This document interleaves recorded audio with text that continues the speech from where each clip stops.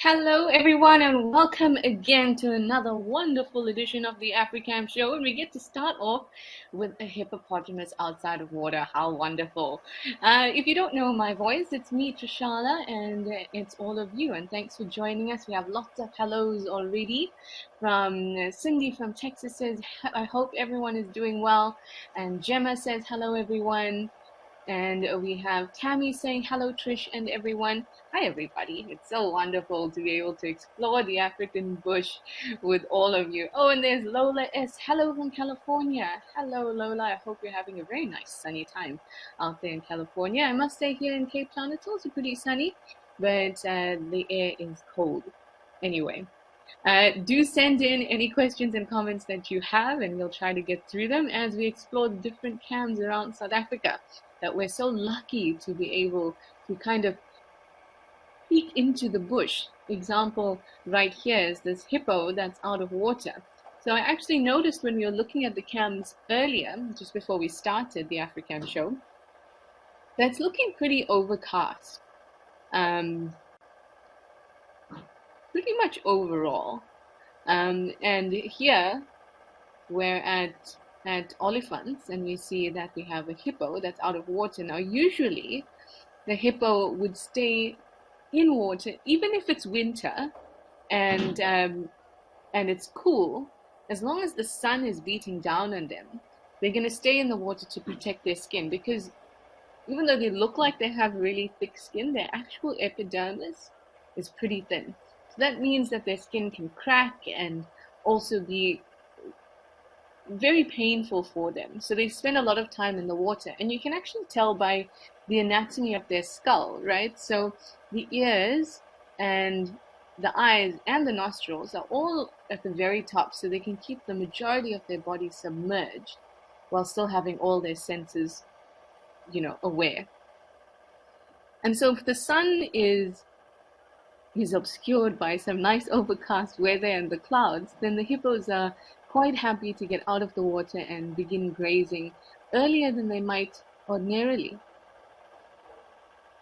Usually they'd start grazing out of the water once the sun is set. But since it's cool and the sun is not beating down, it's out and about. So if you're hearing a beeping like I am, that's because there's some construction happening at the lodge near to where this hippo is busy chowing down on the grass.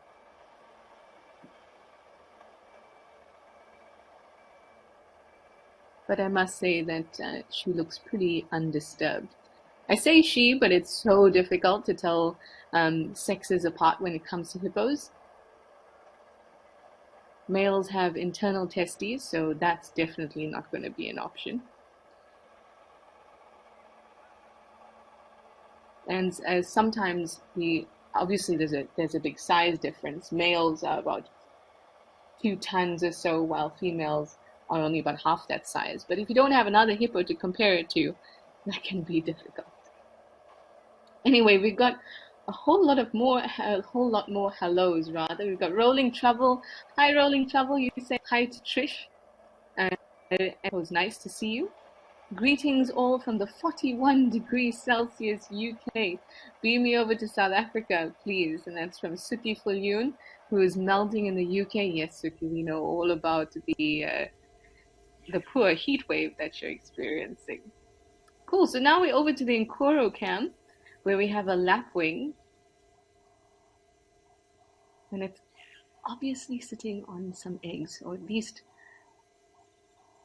I think some eggs. They can also sit like that with chicks. This is wonderful.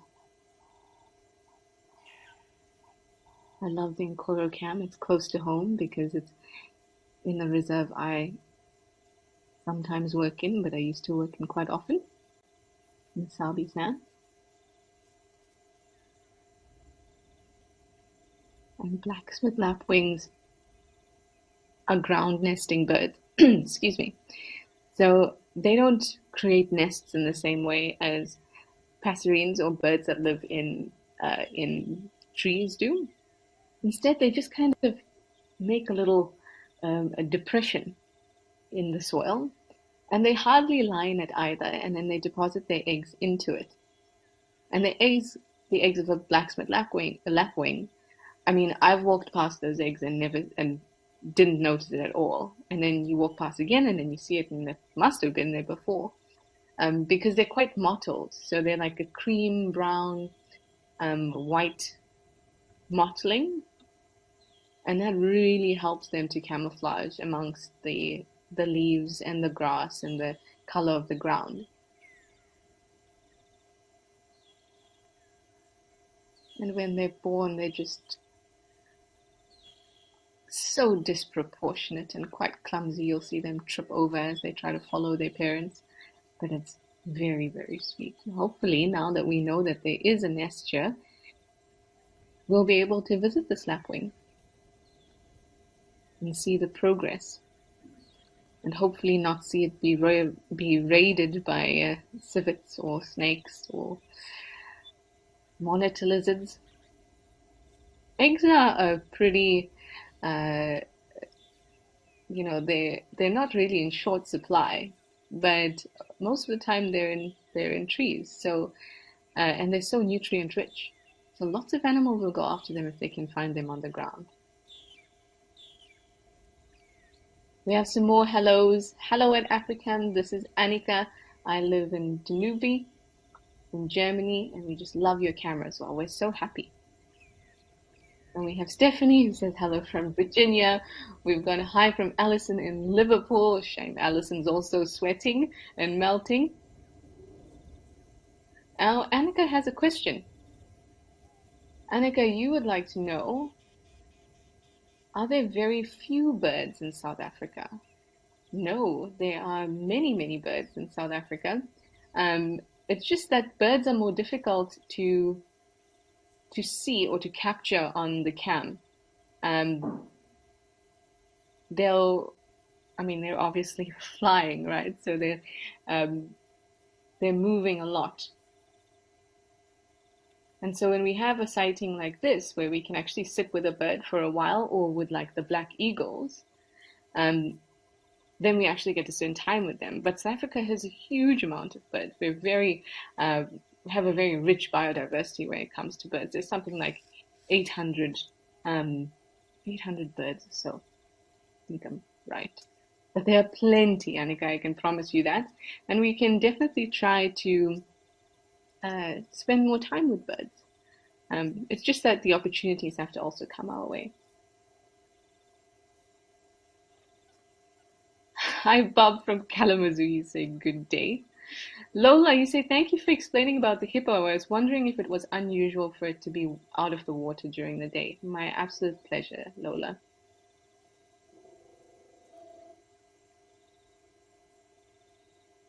Oh, and look at this. Oh, I love it when we zoom out and then suddenly other animals are revealed, and we've got some impala. There's a little bachelor herd, and these look like they're not fully mature. They don't have that lyre shape on their horns just yet. And you can see that mostly the lapwing is unperturbed by the goings on around it. As long as it stays put, it's good. Oh, this is so cool. I mean, it can't be comfortable to sit like that all day, right? So you've got to shuffle around. If you can actually look carefully, the wings are not tight against the body as you normally would imagine a bird. It's normally the wings are right against the body. It's spreading the wings out just a little bit. I'm absolutely sure that there's eggs there. Blacksmith lapwings are fierce little birds. They're noisy, they alarm call, they chase, and they'll sometimes act like they have a broken wing, which is where the lapwing name comes from. And they do that to distract predators from nests and their young, because obviously they fly straight away. So if they have a broken wing, they're sick, and so predators are more likely to go after them, and then they, of course, fly away. Anyway, I think that since Annika was asking about birds, and because at Timber we have some more birds, a very common variety, but I love spending time with them. So let's have a look at them.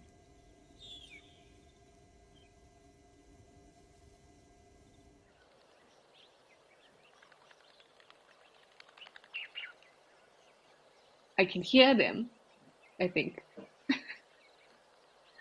So let's see if we can find them anymore. They were Egyptian geese.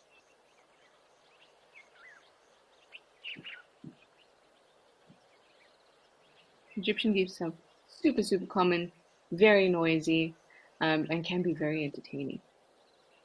But at the moment, I don't see them.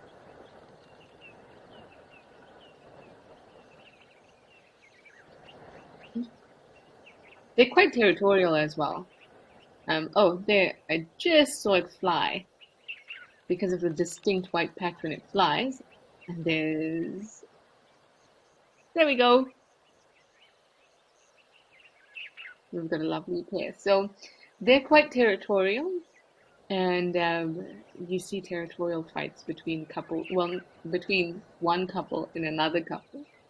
Um, they don't fight very often within the couple.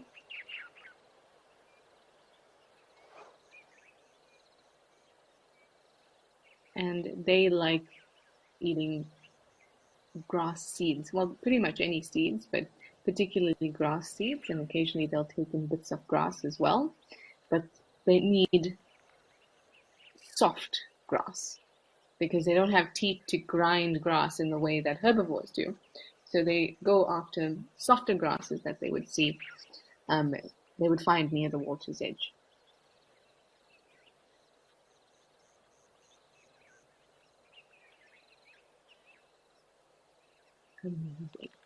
We have a quick question from Gardenia.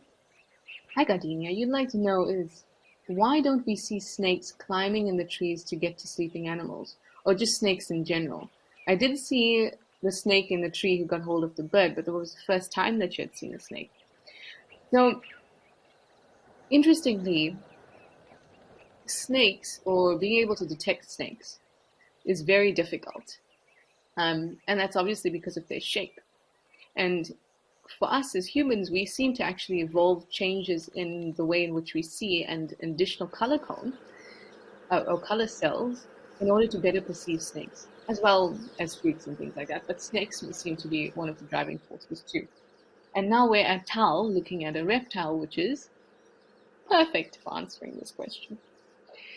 So you will see snakes in trees. And I know that you said, Gardenia, that you had seen the python in the trees. So pythons will go up trees. Black mambas will go up trees. But mostly, you're going to see boomslang and vine snakes in trees. I mean, you'll also see less well-known or dangerous snakes like the western yellow-bellied sand snake. You'll see them in trees too. But they are very common. The thing is that snakes are also very shy and prefer not to have confrontations. And also their primary meals are small mammals which they find on the ground, even though of course they will take birds. Anyway, let's not steal the thunder from our magnificent croc, who I hope that you can all see, even though it's so well camouflaged amongst the rocks here. And the kind of, it's a very mineral rich pan, this area, and I can tell that because of the color of the soil. And so it blends in very, very well. If we could have a closer look at this Nile crocodile, that would be lovely, because it looks like it's quite a chonker, I must say.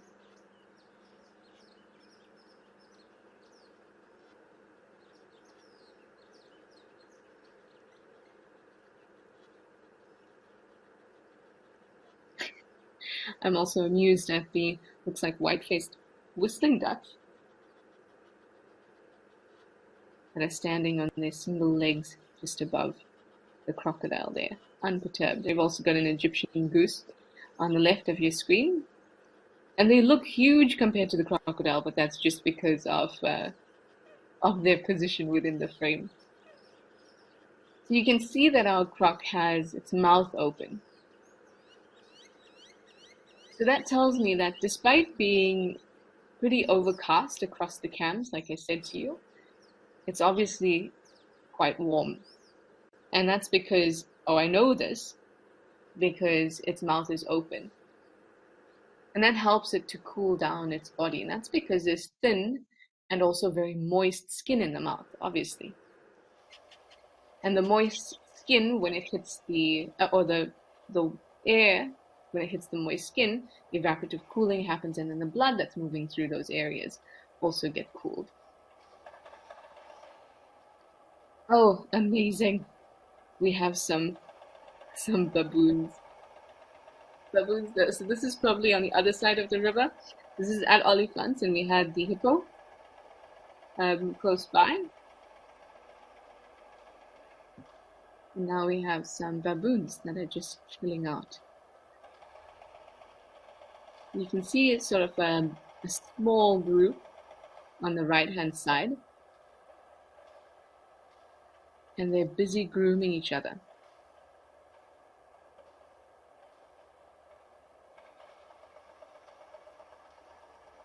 It's always such a treat to watch them because they have a very complex social structure. And when you have the opportunity to sit with them for a long time, you pick up some like real subtleties in the way that they associate with each other. So things like grooming are ways in which they bond, but they don't groom anybody in the troop. Grooming is used as a way to curry favor, and kind of just be nice to others and form relationships and alliances, because their kind of social structure is something called an oligarchy. So there's obviously the main dominant male, but there's a band of males who are dominant, of which the dominant alpha male is the most dominant. So females will try to curry favor with lots of different males within the troop. And that's because the alpha male position is often like very much in flux. And every time a dominant male comes in, he will kill the young of that have been sired by the previous alpha male. So it's important for them to form alliances and relationships that allow them to keep their young safe. So it's in a way it's it's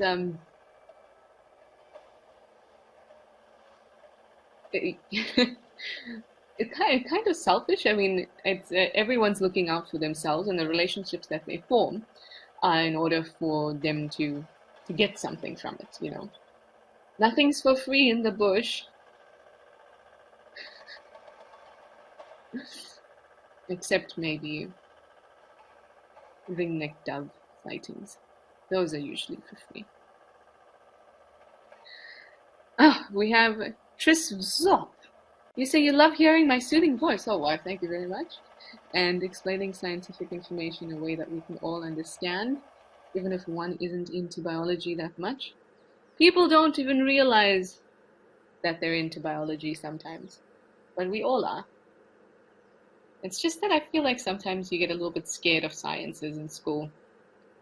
But we all have a love for curiosity, for getting to know why it is the way it is. I think that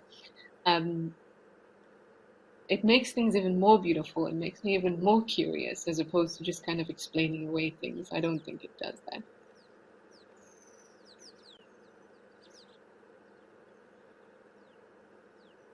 We're back at our statue croc.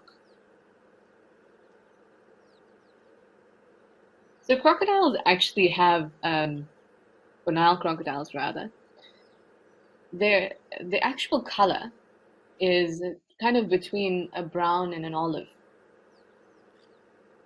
And their flanks, which you can kind of see here, are cream or basically lightly colored with little blotches of black, these oblique blotches.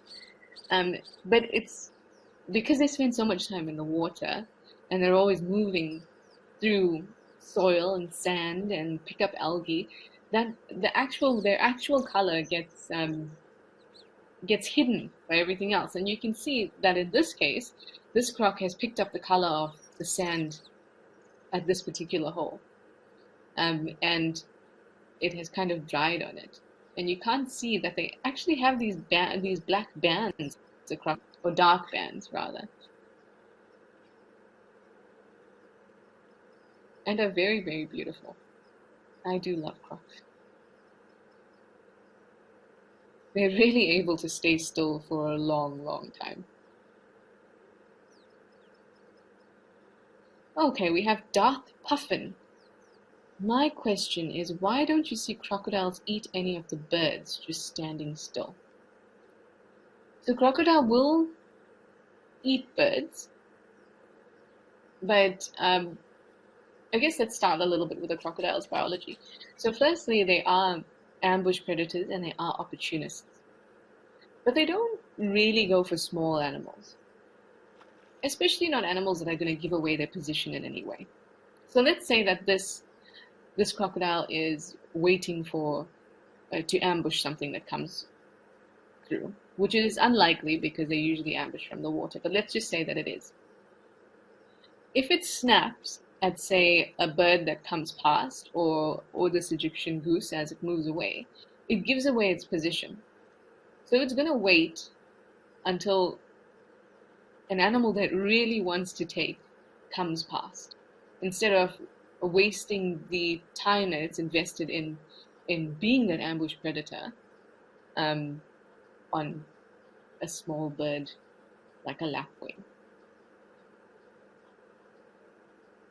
And they have very strong gastric juices, so they are able to consume a bird and swallow the feathers. But it's just not a lot of reward, is it? So if they're desperate and the opportunity is there and it doesn't give them away, they will definitely take birds. But otherwise, they'll wait for something bigger to come along. Now, also, they have a quite slow metabolisms, so they're able to persist on a meal for quite a long time, or subsist rather. And I mean, they're amazing animals. They have such low levels of lactic acid in their blood. So normally, what would kill us when we're holding our breath is the buildup of carbon dioxide and lactic acid. It's not that we're not getting oxygen, it's that we can't let out the carbon dioxide and lactic acid. And the lactic acid builds up. So crocodiles, they have really low amounts in their body, so they're able to stay underwater for up to 2 hours if they're inactive.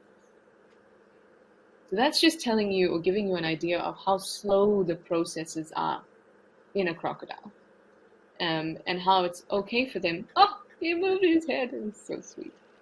That it's okay for them to be able to take it slow and to really have patience and wait for the right kind of meal to come through.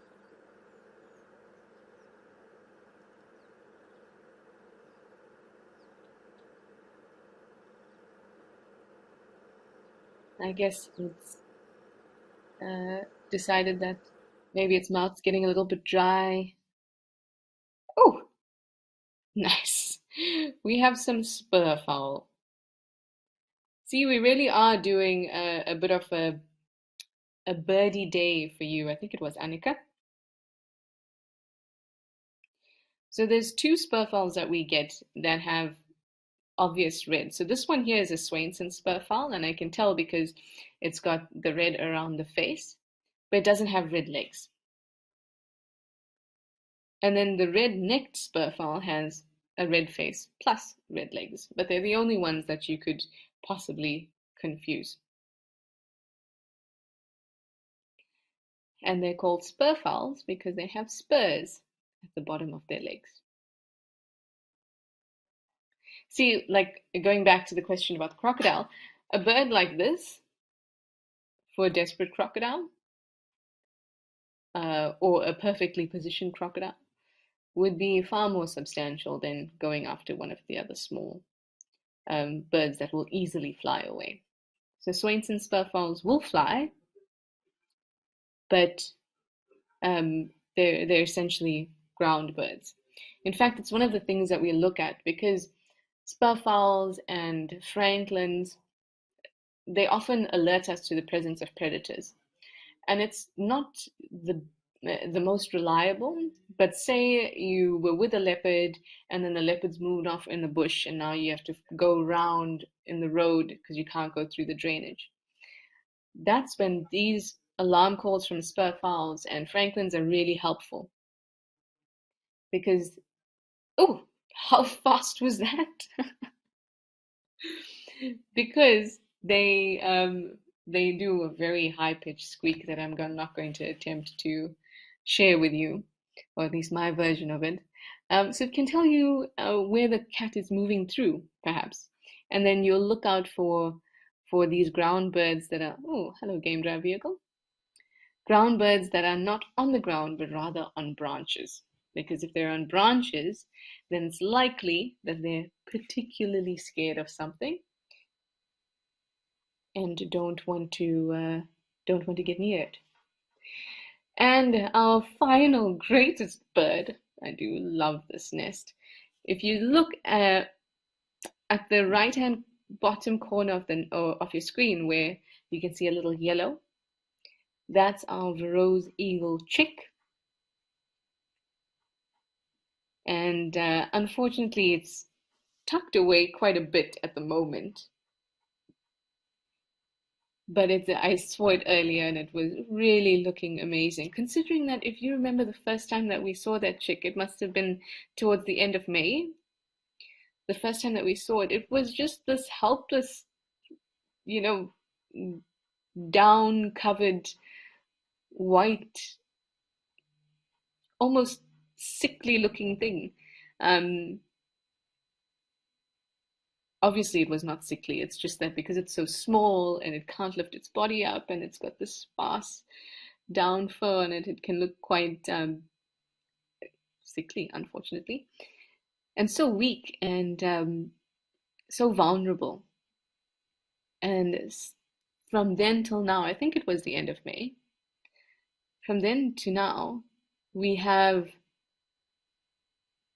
this amazing animal that has, I don't know how many timed in size. It is huge right now. And it's starting to get the brown feathers along its body. Well, not really starting to get the brown feathers. It has brown feathers. In fact, by the time it's by 7 weeks or so, I think it's meant to have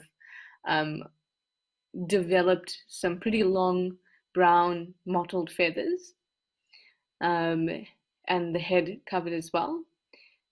And by the time 9 weeks comes along, it's going to be feathered pretty much everywhere. When I mean feathered, I mean that the down fur is going to be, the down feathers are going to be completely not really replaced, because down feathers still exist in adult birds. They're just the most basal feathers, so they're feathers right close to the skin. But the larger feathers that it needs in order to become the big rose eagle that it will start to develop throughout the entire body by about 9 weeks. But it's still going to take them, another like 15 months or so before they can start changing to a juvenile or immature